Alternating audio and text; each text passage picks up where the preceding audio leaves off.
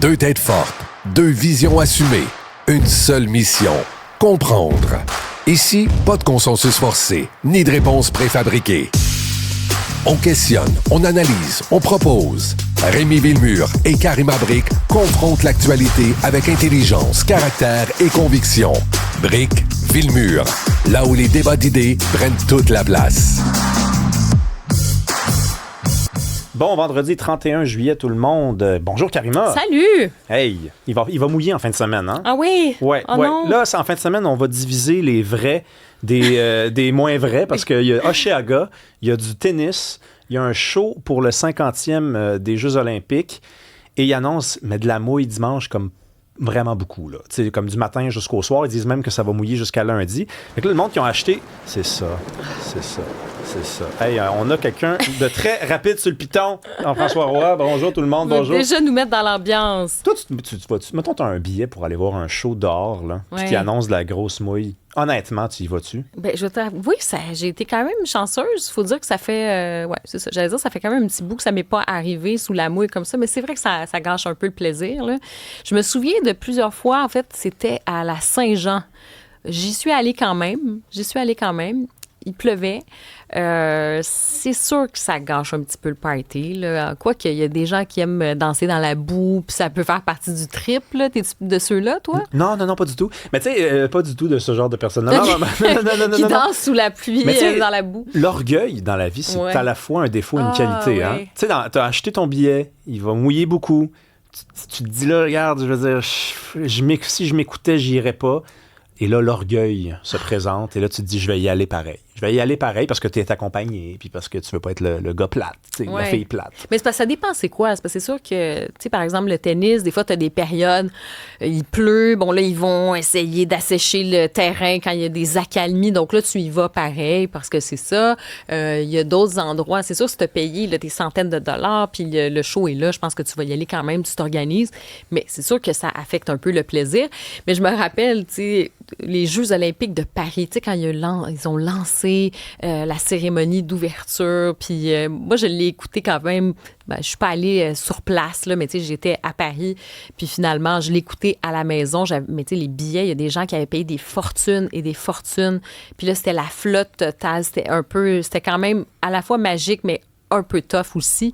Puis surtout que tu payes des billets, t'es dans un endroit, tu vois pas tout, là, parce que tu vois juste une partie de l'angle de cette cérémonie-là. Mais je me rappelle que les gens, ben tu sais, c'est ça. À un moment donné, tu dis, j'ai payé tant de centaines de dollars ou, tu sais, ton billet, peu importe. Puis tu dis, ben regarde, tu mets ton imperméable, tu y vas, là. Donc, je pense que ça va pas empêcher les jeunes danseurs et les jeunes, tu sais, qui vont faire le party d'y aller non plus, là. Les vrais des pas vrais. C'est ça que ça va. Les vrais de vrais. Non, mais on va trancher en fin de semaine. Les vrais d'un bord, les pas vrais de l'autre. Vas-tu aller voir du tennis cette année, toi? Ben, j'y vais en général chaque année. J'ai pas acheté de billets encore. Je vais regarder ça. Mais oui, j'aimerais ça y aller. On est allés ensemble l'année passée. Oui, c'est vrai. Rappelles-tu? Ben oui, je m'en rappelle certains. Moi, c'était la première fois que je regardais du tennis de ma vie en personne. C'est vrai? Tout à fait. Puis j'adore ça. C'était qui la petite Canadienne qu'on avait vue? Petite recrue du tennis. Mon Dieu, oui. OK, je vais retrouver. Parce que moi, je regardais ce match-là.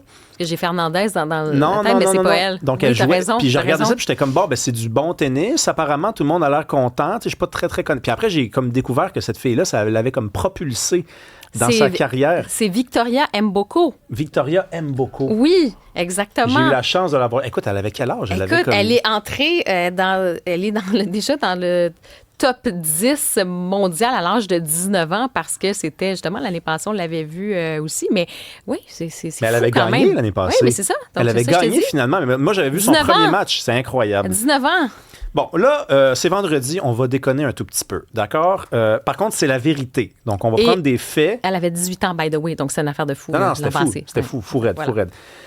Où vont vos impôts? Ça, c'est un dossier dans le Journal de Montréal qui est comme inépuisable. Ces textes-là reviennent, sont actualisés. Et là, en date d'aujourd'hui, on a des nouvelles dépenses du gouvernement Carney. Où vont vos impôts?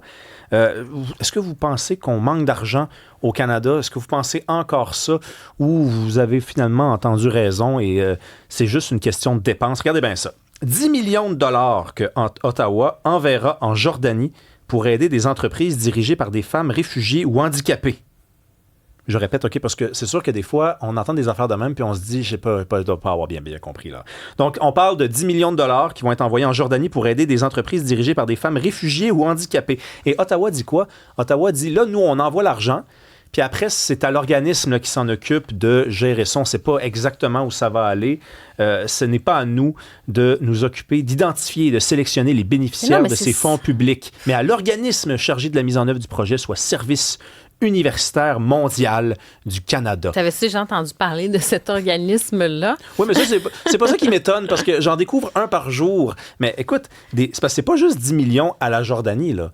C'est 10 millions pour des femmes réfugiées ou handicapées. Non, mais le mieux, c'est ça aussi. 6,2 millions de dollars envoyés en Colombie pour un projet d'adaptation écosystémique sensible au genre. Moi, mais ça, je suis pour, par contre. Oui, ça, c'est vraiment... C'est inclusif. C'est bienveillant.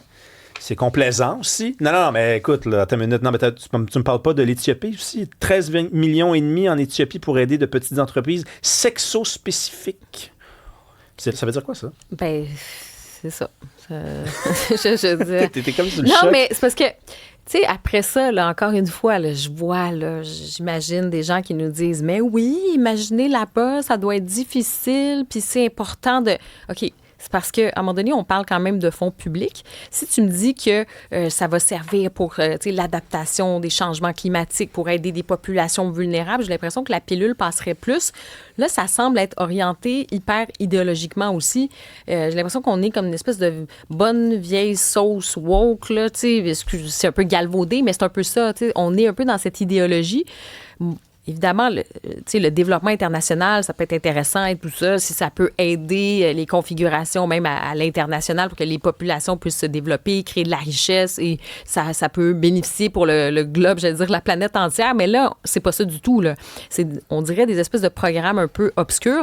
Et c'est surtout dans un contexte économique. On a-tu le droit d'évoquer ça? Non. On a-tu le droit parce que là, tu sais qu'on va se faire taper ses doigts. Ben oui, mais là, c'est important, la question du genre en Jordanie. Je sais pas, mais tu vois pas qu'ils sont de plus en plus rares quand même, les gens qui osent faire ça en ce moment. Moi, je les ai pas entendus, en tout cas. Mais là. 10 millions, tu sais, 10 millions, ben, écoute, puis par rapport à ça, tu te dis...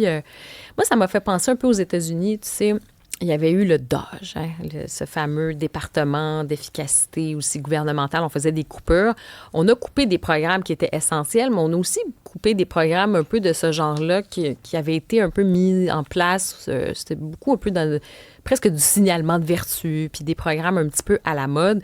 Fait qu'il y avait quand même du bon là, de faire un certain ménage. Après ça, bon, on peut en débattre. Mais là-dessus, est-ce que dans un contexte économique actuel au Canada, est-ce qu'on a le droit quand même de réviser un petit peu nos dépenses puis de dire, c'est-tu la priorité en ce moment de donner des millions pour des programmes un peu nébuleux où finalement, il n'y a pas véritablement de suivi. On ne sait pas comment est dépensé cet argent-là. Ça va-tu véritablement à des personnes dans le besoin ou on paye des salaires d'organisation? Il y a ça aussi. T'sais, moi, je trouve quand même que quand tu parles de millions de dollars comme ça puis que tu n'as pas cette espèce d'imputabilité sur la façon dont tu dépenses ton argent, c'est quand même scandaleux. Ben, c'est parce que t'as l'air d'une joke, là. T'as l'air du cocu, là. T'as l'air de celui dont tout le monde rit. Puis, tu sais, je veux dire, si on en avait de l'argent, là, si on en avait de l'argent, si on en avait, je me dirais, peut-être. Parce que je me verrais pas dire oui de façon catégorique. Là, j'en ajoute un autre. Regardez bien ça. Celui, c'est peut-être le meilleur. D'ailleurs, on garde toujours le meilleur pour la fin, les amis. 8,2 millions de dollars au Vietnam pour donner un coup de pouce aux producteurs de riz. OK, là, jusqu'à présent, c'est correct. Là. Ben, en même temps, bon, qu'est-ce qu'on a à faire à aider les gens à produire du riz au Vietnam? Mais écoutez bien la suite. À intégrer, donc, aux producteurs de riz, cet argent-là va servir à intégrer l'égalité des sexes et à réduire les émissions de GES. Donc, on prend de l'argent des Canadiens, 8,2 millions, c'est de l'argent, ça, quand même, là. Puis, on l'envoie là-bas pour intégrer l'égalité des sexes et réduire les émissions de GES. Au moins, ça rime, parce que sexe, GES, tu sais, c'est... Il reste ça, il reste la petite rime, là. Oui, de quoi faire rougir Molière. Oui, c'est ça. Exactement. Non, mais c'est parce que là, on les croit plus. On les croit plus quand ils nous disent qu'ils n'ont pas d'argent. On le voit, l'argent, là. On le voit qui part de même. On découvre un organisme par jour.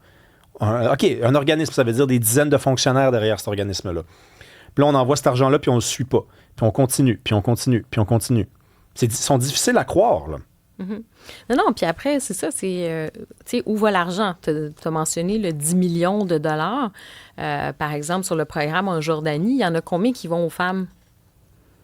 Mettons là, que tu te dis, OK, il y a quelque chose à faire sur les femmes, mais on veut que les femmes se développent. Puis encore là, on peut tu sais, je veux dire, quand tu regardes la situation, puis c'est pas d'être populiste, là, mais je veux dire, si tu regardes la situation des femmes, les refuges pour les... Tu sais, un 10 millions, je sais pas moi, un 10 millions ici pour des refuges pour des femmes battues, me semble qu'on en aurait besoin.